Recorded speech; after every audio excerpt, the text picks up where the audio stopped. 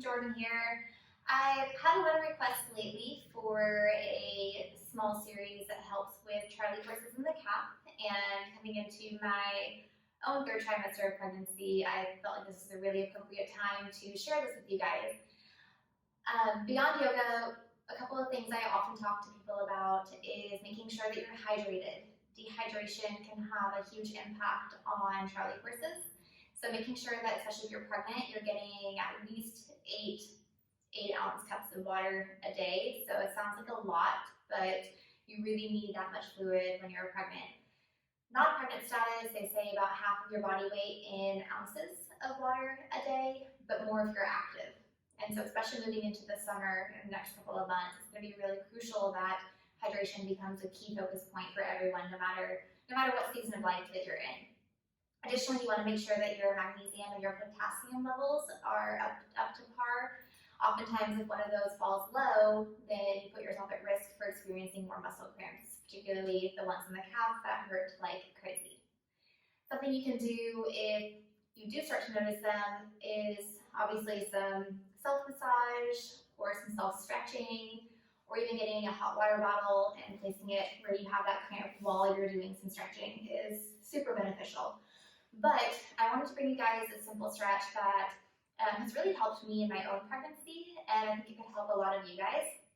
So before we get started, go ahead and settle into your practice. Just take a block and use it to elevate your hips up so that your knees are lower than your hips.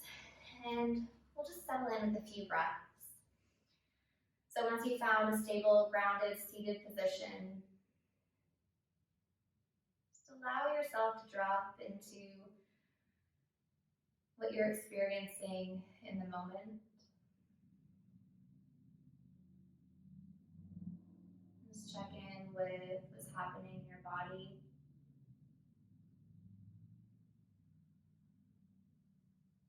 And anytime we do this check-in process, always do it without judgment,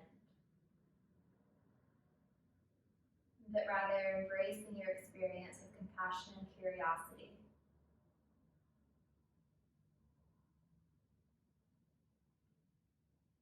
Knowing that our experiences ebb and flow just like the ocean, and when we can practice a non-attachment to what's happening or occurring or arising, then we allow that flow to happen much more gracefully.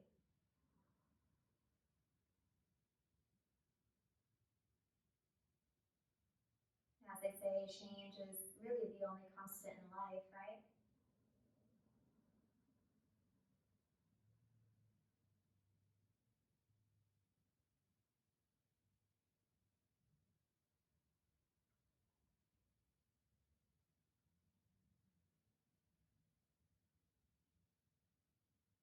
And take one more breath in together.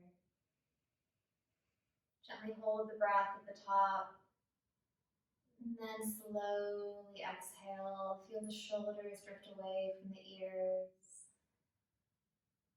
Feel the belly soften.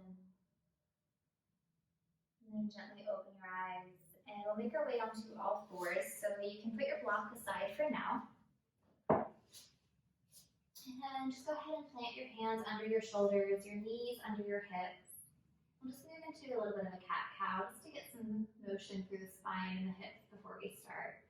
So every time you inhale, you want to drop your belly down, expand through the heart, maybe lift the gaze. Exhale, rounding through the back, tucking the tailbone, drawing the shoulders up.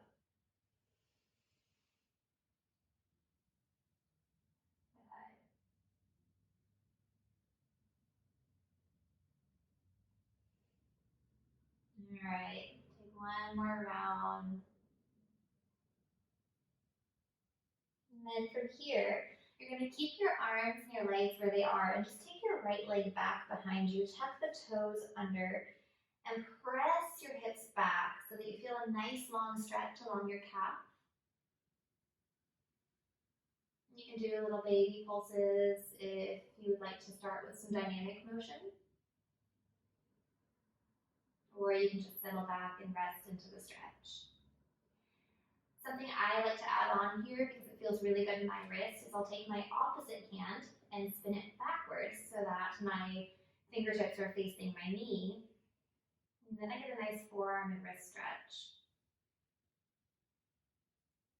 You want to try to make sure that your shoulders and hips are as square as possible,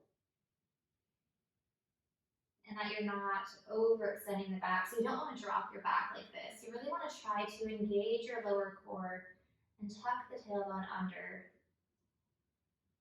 in a gentle way and not overdoing anything, but just kind of feeling, tapping into that space of feeling both strength and flexibility all at the same time. In yoga, it's called the Spira Sukha, or that place where you feel the steadiness and the sweetness of the pose.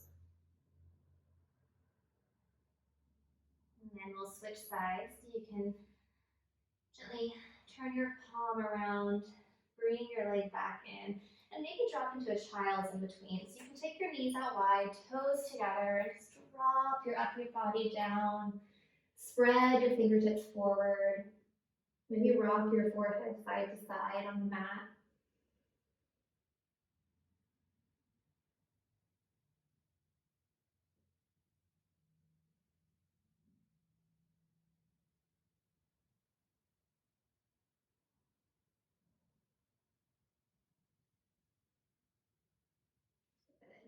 And then gently rise back up to all fours. Again, hands under the shoulders, knees under the hips. And then we'll take our left leg back this time, tuck the toes, shift the hips back just far enough to where you feel a stretch in your calf. And again, if you would like to take those baby pulses at first, just to get some motion through the leg and the ankle and the hip, just take a few pulses and then settle back into your stretch. Same thing if you would like to turn your right hand around so that your right fingertips turn back towards your right knee. You can go ahead and do that. And checking in with the low belly, with the low back. And even checking in with the breath. It's really easy for anyone to forget to breathe, especially in yoga.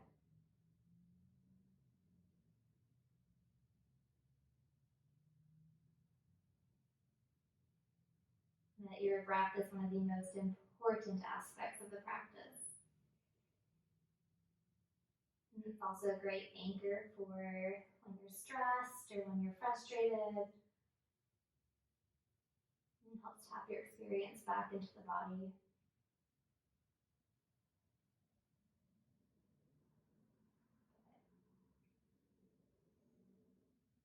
And then gently again, turn your hand around as you drop the knee back to neutral. Take the knees back out wide, make room for the belly, big toes together as you drop your hips back into a very nice wide child's pose.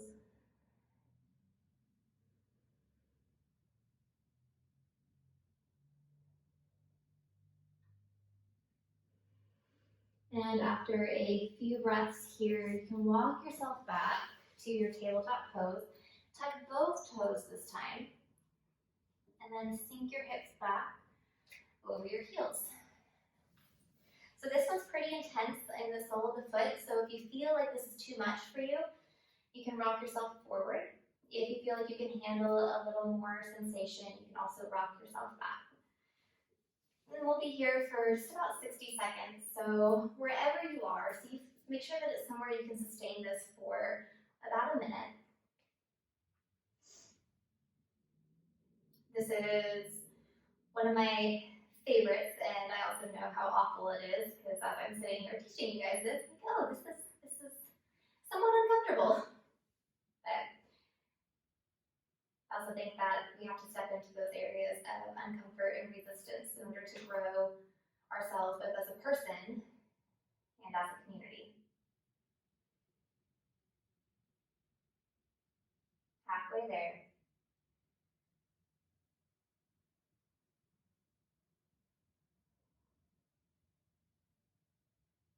Awesome.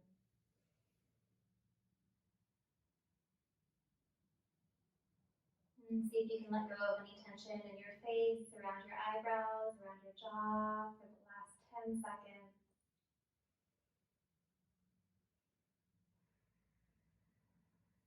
Good. And then slowly drop your hands back to the mat and untuck your toes. And then you can gently tap the toes on the mat behind you. Get some blood flow back to the base of the foot. Perfect. All right. So from here, we'll move into a half monkey variation. And you can have your blocks if you feel like you would like to have the option for a little bit of height and elevation and support. But what we'll do is we'll take our right foot forward. Toes are going to point up towards the ceiling. Hips are pulled back kind of over the knee as much as possible. And before you round towards the front leg, you want to try to find as much length through the spine as you can. Then you hinge forward as much as you can. And then from here, if you'd like to soften and surrender into the pose, you can rest your forearms on the block and just soften the upper body. Or if you felt like this was as far as you can go today, then go ahead and just stay up on the blocks. You should feel a nice stretch, not only in the back of the calf this time, but also through the hamstring. So you kind of get bonus stretch on both sides of the leg.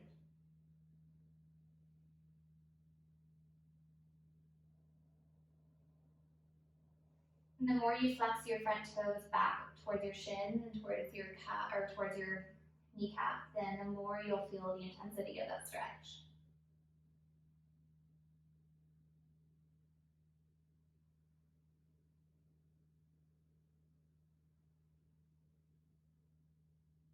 And just be here for about 3 more breaths.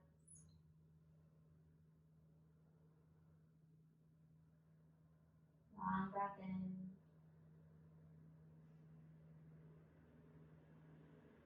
Breath out.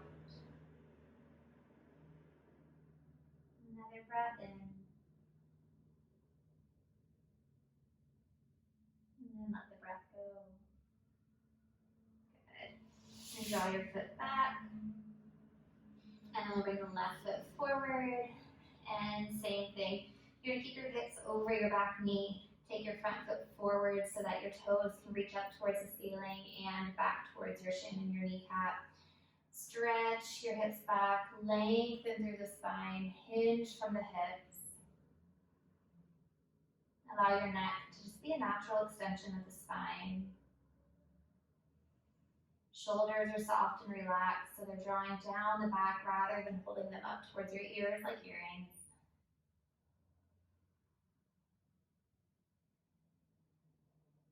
Again, kind of play with finding that sweet spot. The more you draw your toes back, the deeper the sensation becomes.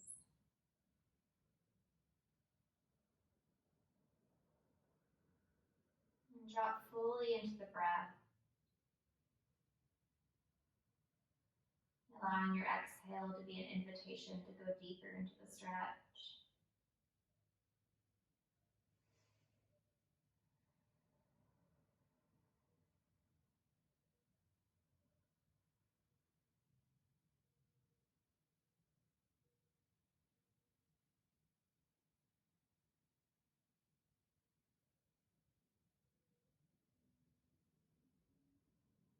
And whenever you're ready, bend into the front knee and gently bring the knee back. You can take your blocks out to the sides of your mat for just a moment. We're going to dial our palms into the floor, tuck our toes, and pull our hips up and back for a downward facing dog. So you're just making an upside down V with your body. From here, you can walk your dog out by bending one knee and straightening the opposite leg. And then rest into stillness.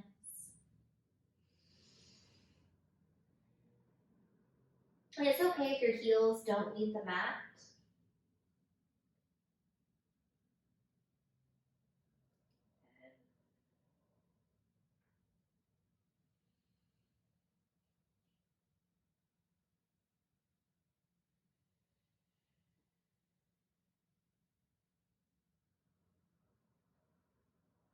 And then from here, you're going to slide your right foot up between your hands. Walk your back foot up just about 3 or 4 inches or so. And you can have your blocks again, framing your front foot. The important things here is you want to make sure that your right hip is pulling back and your left hip is pulling forward as much as possible for you.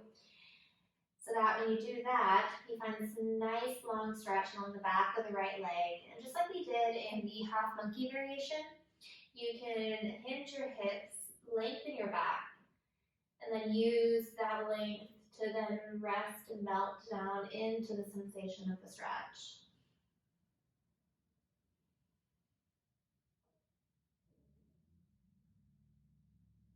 And we'll be here for just a few breaths.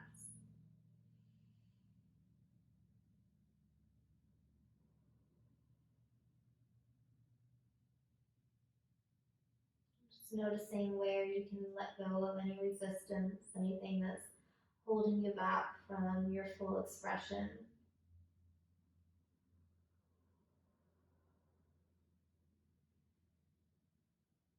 Last 2 breaths.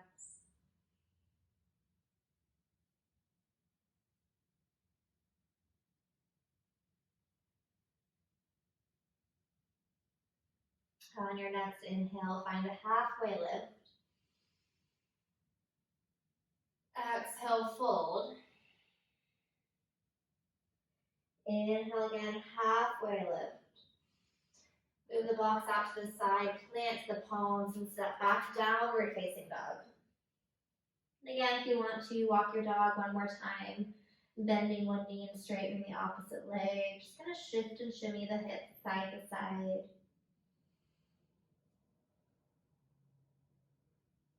Good. And then we'll take our left foot forward between the hands. And again, the back foot hops up a couple of inches, and angled up towards the front corner of the mat. And you're gonna frame your front foot with your blocks one more time. Inhale to pull your left hip back, your right hip forward. Find length through your spine. And exhale to gently drop your upper body down towards your front leg. You can use your exhale as an anchor for relaxation. Every breath out, see if you can drop your upper body just a fraction more. Every inhale, imagine lengthening the crown of the head a little bit more towards the toes and the floor. So that on your breath in, you always have this lengthening motion. And on your breath out, you have a grounding, deepening sensation.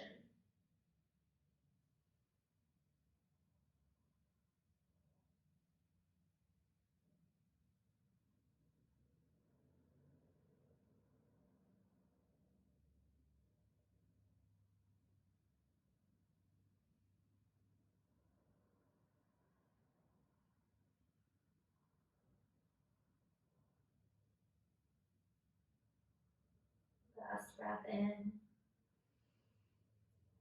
Let the breath flow out. Inhale to find a halfway lift. Exhale, fold. Inhale, halfway lift. Moving the blocks to the side. And step back again for your downward facing dog. Good. From here, you can drop onto your knees real quick as we transition. We're going to grab our block. And we're going to move into a low squat. You can have 2 blocks for support, or you can have 1.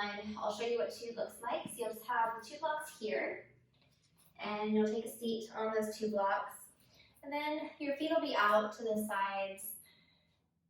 The elbows are on the inside of the legs. Palms are together at heart center.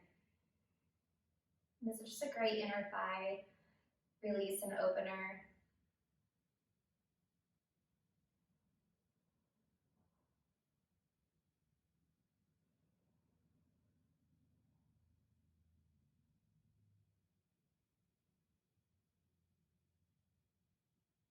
As you drop in here, allow the eyes to gently shut. Allow the breath to become steady and fluid.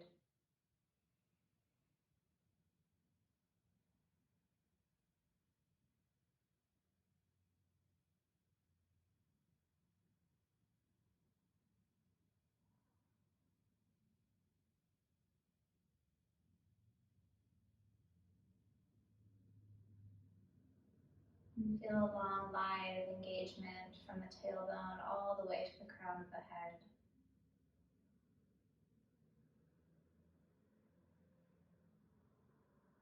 And take one more breath in. Last breath out. And then you can reach back behind you, remove your blocks, and move into a wide straddle forward fold. So your legs will be out to a wide V. Spin the thighs inward so the inner thigh rolls down towards the mat. Toes are active, pointing back towards the shin. Shift forward from your hips. Take a long breath in, find length through the spine. And exhale to melt your upper body forward. You can relax your forearms on the floor. Let your head and your neck relax down softly. If you have a hard time accessing the floor, you can also keep your block underneath you, and that'll help you kind of surrender and relax into the pose so that you have something to support your upper body on.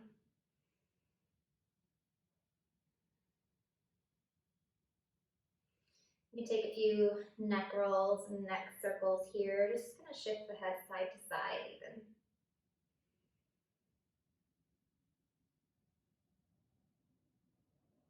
Maybe shift the head up and down.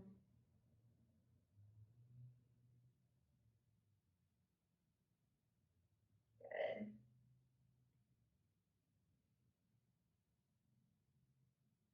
And take your last breath in. Last breath out. And then gently walk yourself up. Again, move your block out to the side. This time the soles of your feet come together for a butterfly pose. You can grab the insides of your feet and shift your hips side to side so that you're anchored down on the floor. Take a long breath in, find length. And exhale again, just kind of melt and round forward. Massaging out the feet. Maybe using the elbows on the insides of the legs for a little leverage.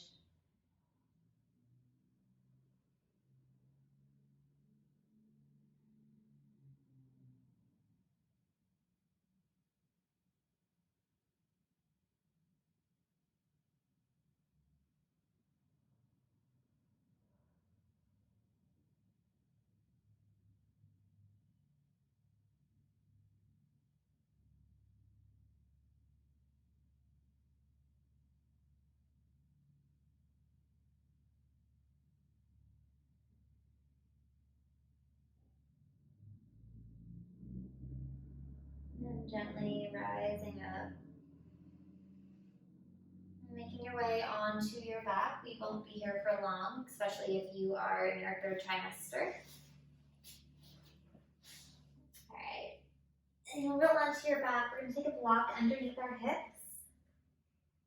And then you're just going to allow your legs to reach up towards the ceiling. Allow the upper body to relax. Arms are by the sides. Palms are facing up. You can close the eyes down. And this just helps with any circulation, both blood flow and lymph flow. It helps reverse the flow and help move things that gravity had a harder time allowing your body to move and process. Oftentimes in pregnancy, with the added pressure around the pelvis and the pelvic floor and the hips, it can be more challenging for your body to fully pump the lower extremities. And so when we take the time to invert like this, we help encourage the body to get that full release of circulation. It's also a very relaxing and grounding pose.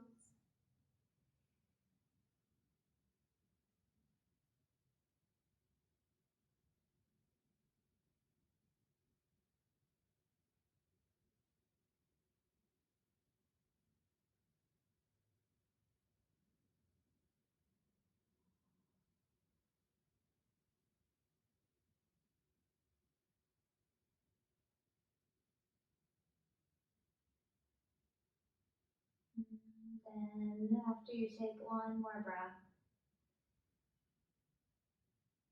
gently release and lower the legs down to the floor.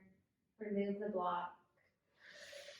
And if you were early on in your pregnancy, you can take Shavasana as normal, just stretching out long against the floor. If you are later in your second trimester and your third trimester, you might want to create an inclined ramp with a bolster and some blocks to help support you if you want to lay on your back, or you can lay on your side and you can take Shavasana like this.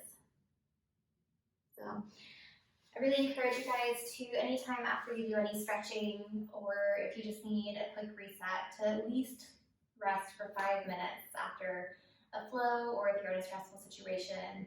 It really helps to kind of tone down the body's fight or flight response and to help bring you back into a state of balance and harmony. But as always, I love sharing with you guys, and I'll catch y'all soon. Namaste.